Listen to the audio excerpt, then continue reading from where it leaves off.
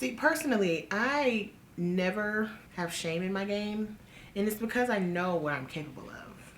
You know that TikTok that's like, I love me a woman that can slay one day and like look real bummy the next? I have this little wig that I cut up yesterday before church in the morning. I put it on. It used to be a headband wig, but like I made it into like a wig with bangs and like curly moment. So I'm gonna slap that on, and then we're gonna get cute today.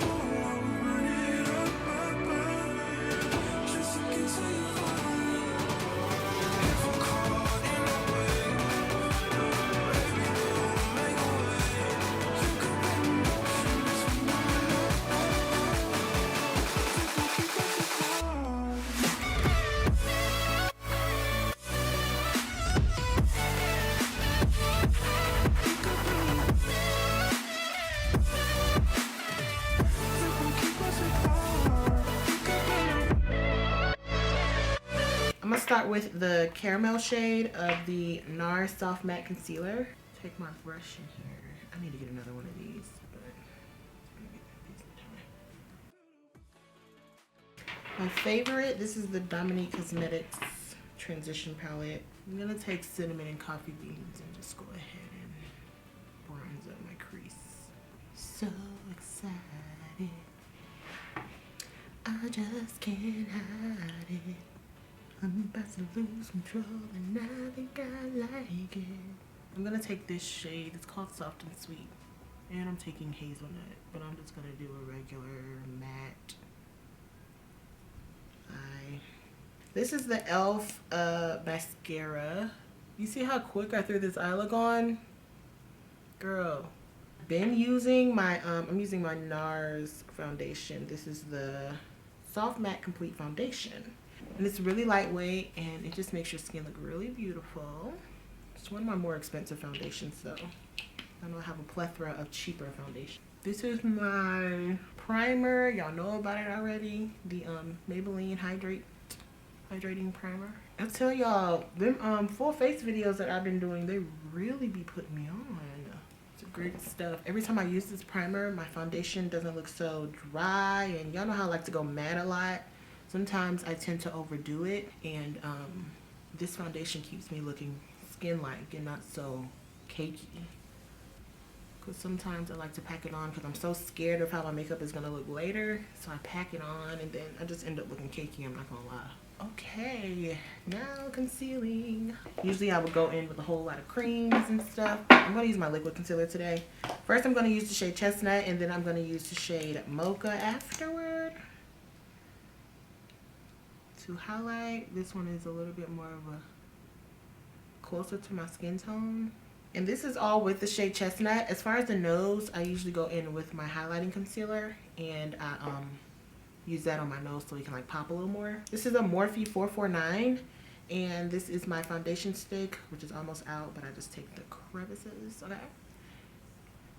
And I'm gonna use that to cream contour. And my contour line is right here, so I put it above it. Helps out with the snatching, bang, without adding any more. I just put the rest of it up there.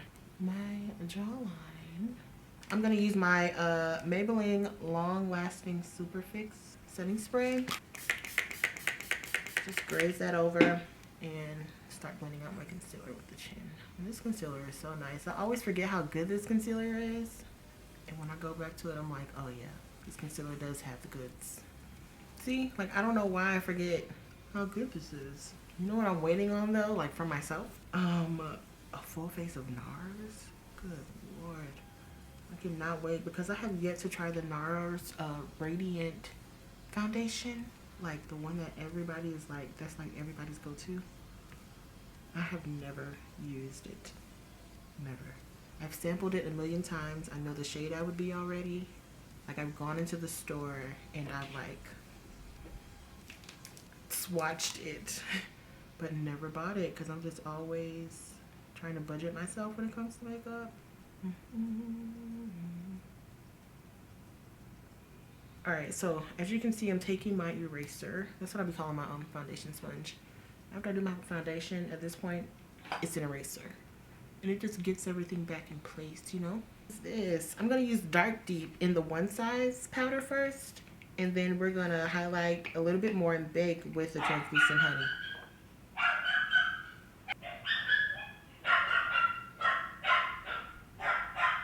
I don't know what Patrick is doing with his setting powder.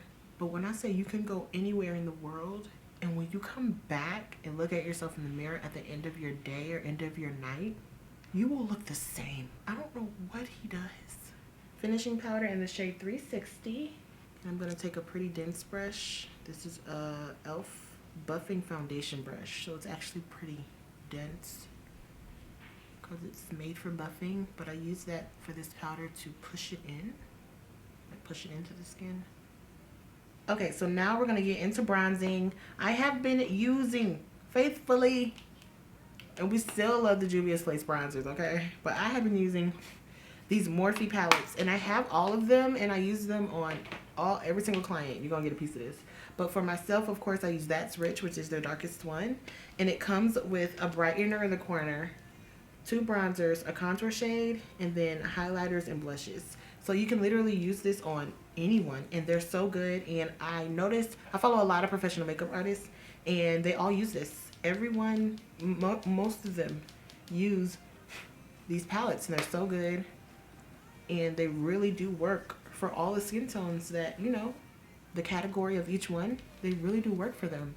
And it makes it so much easier as far as freelancing. It makes it so much easier. What you want? It's perfect, baby. How y'all doing? Okay, so we are contouring with the contour shade in here. It is extremely deep. Like, I'm like, yeah, like, give us a contour shade then. I'm talking about deep, okay? Okay, now I'm going to use, this is an e.l.f. blush brush, and I'm going to take both of the blushes in here and use that to blush. I've been going up and down with my blush because it makes my face look like this. So I go like that. I don't know really how to explain it, but I put it in like a vertical line, you know? Okay. And even the formulation of the highlighters is nice. I do wish that it was more of like a, because it is a little bit glittery. It's less glittery than that e.l.f. one from the e.l.f. video. It's less than that, thank God. But I wish it was like a little more sheeny, like the Anastasia Beverly Hills ones. But these are really, they are really pretty. And now I have left is lashes and maybe some finishing touches or something, and like some lips. I will go ahead and do my lash glue. And I'm pretty sure y'all know how I put lashes on by now, but I put the lash glue on my eyes, especially with this Duo lash glue. It's really good. It's a really good glue. Literally, you put this on, 20 seconds later, it'll be clear, and you can just stick your lashes on and they won't move. I take my baking powder and go ahead and put that on. These are the leftovers. I had wore a hat on top of this wig yesterday. I'm gonna make it work. Same wand curler from the other video, if y'all remember. What I do for this, I take my powder, my MAC Studio Fix powder, and my skin tone is NC50, and I use that to wipe off the bake in this area right here. And this also just blends everything together and adds a little bit more coverage. I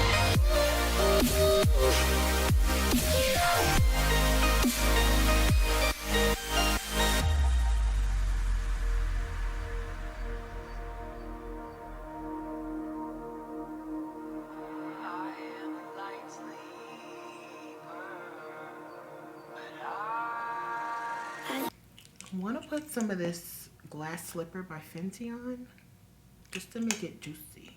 I want to make it juicy for you. This wig is a process, okay?